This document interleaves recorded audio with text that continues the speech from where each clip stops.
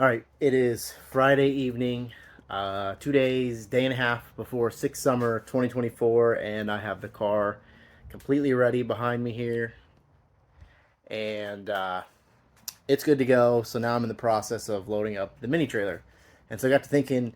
I don't know if I've ever really done a video on exactly what we put in the mini trailer and how it's loaded, or even just kind of an overview of the trailer. I think I did one maybe a year ago when I first started the channel.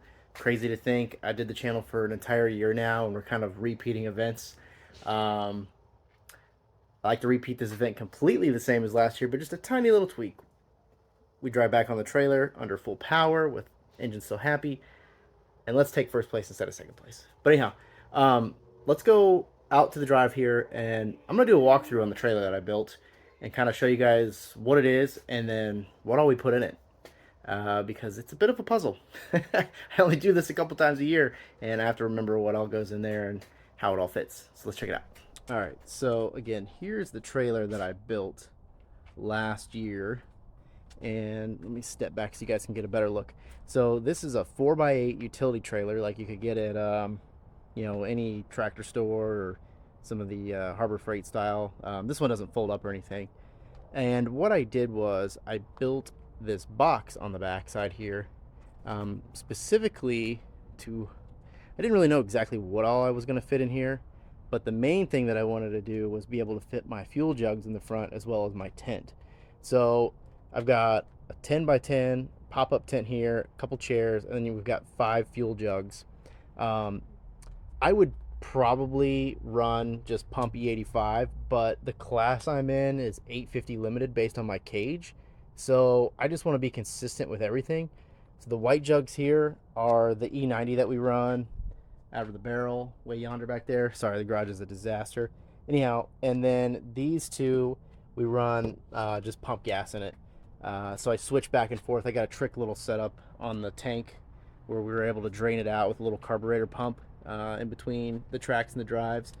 Anyhow, so we made this box. It's roughly, I don't know, 4x4 ish. I don't know the exact size of it, I don't remember. And then wrapped it to match the car. So, it looks cool pulling behind it. But let's get into what all is in this thing. So, obviously, on a drag and drive, we don't have the big trailer here with us with all of our stuff. So, we got to, make it compact, make it fit in this guy here. So, first, you'll see I actually have one container loaded already. Primarily, that has a bunch of spare parts. We've got spark plugs in there, an extra older alternator that works enough to get us to somewhere if we needed to. There's just a bunch of random stuff in there. U-joints, I don't even remember what's belts, just all kinds of stuff, fuel filters, etc. And then I've got another one up here, which you can't really see much into it, but a lot of gaskets. We've got our oil in there. Shout out to Driven. We got trans fluid, etc. I like to use these clear containers because it's easy to see in there real quick. And then we also take these 2 small containers here. I've got just random fuel fittings, hoses that I have, and then all my electrical stuff. So I've got all of our different connectors, extra wire, pins, stuff like that. So that's kind of the big containers. And then I've got all these Ryobi tools. We try to use all the battery stuff. I'll show you guys that battery charger that I take with us that I bought last year. It's pretty trick. We just take it into the hotel room and plug it in each night. I just have a bunch of Ryobi tools. So I've got like the air inflator, half-inch impact, 3/8 ratchet, lights, etc. They all run off battery, which is nice. We don't have to worry about the generator. I think last year we plugged the generator in one time. Maybe to plug the fans in, or maybe Jetty needed to charge his phone. But anyways, these are awesome. You can put in 6 batteries. I've got a slew of batteries here, and then just charges one at a time. It's pretty quick. We normally don't ever run through all 6, but it's good to have. So if you're thinking about that and you've got something like Ryobi, this is an awesome setup. Extension cords. We do take a generator with us, just this little Predator 1400. I leave the big generator at home that I keep in the trailer normally. We used that one time last year, and I think it was to charge Jetty's phone.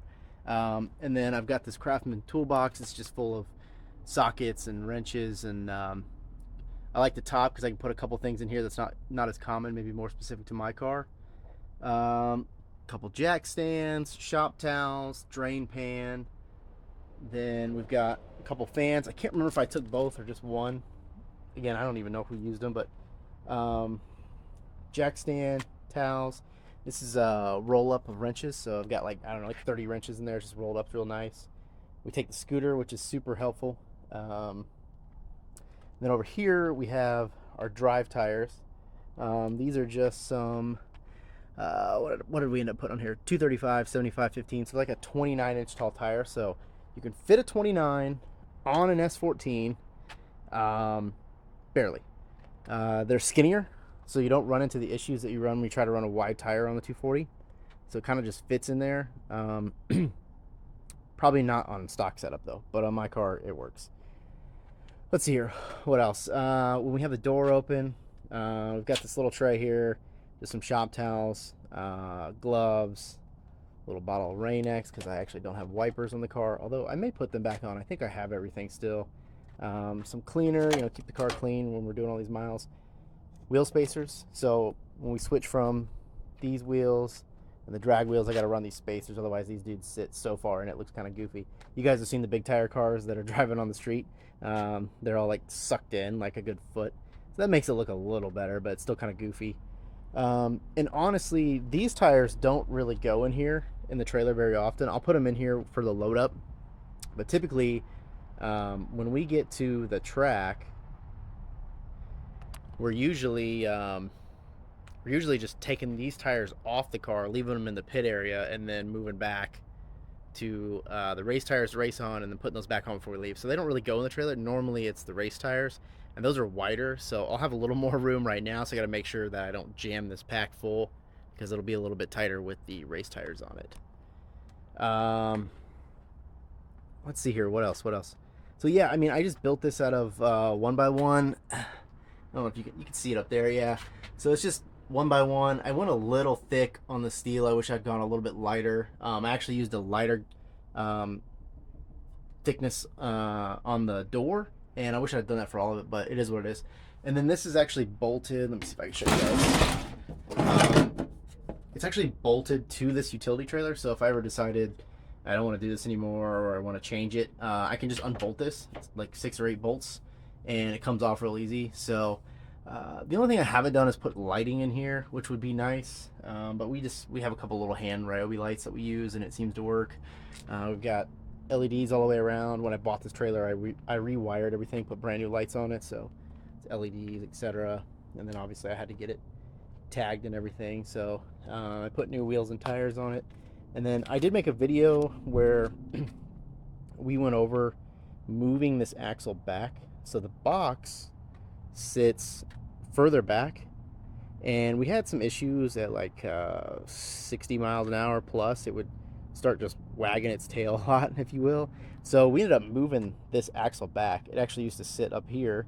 We moved it back 6 or 8 inches, and I'm hoping that really kind of helps everything. It seems like just moving it by hand, it's way more steady. So anyhow, that's an overview of everything we take. There's some stuff up here, some little tools that we take.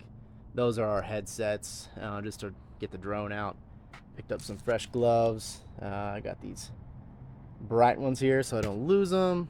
I like to take these moving blankets. They're great for throwing on the ground because you never know what the pits are going to be like. Grass or concrete, asphalt, rocks, or the side of the road. Hopefully not, but you never know. So anyhow, and then I made a custom hitch on the 240.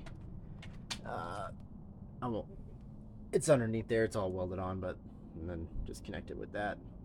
Got our chains, and we added one extra little connector for this year because along with the sick LEDs underneath the car, I added them to the trailer. But you have to check out the social media because I'll post those later once we get it up and going. So for now, I'm gonna go ahead and pack this dude. Maybe we'll do a quick time lapse, and let's see if I can remember how it all goes in there.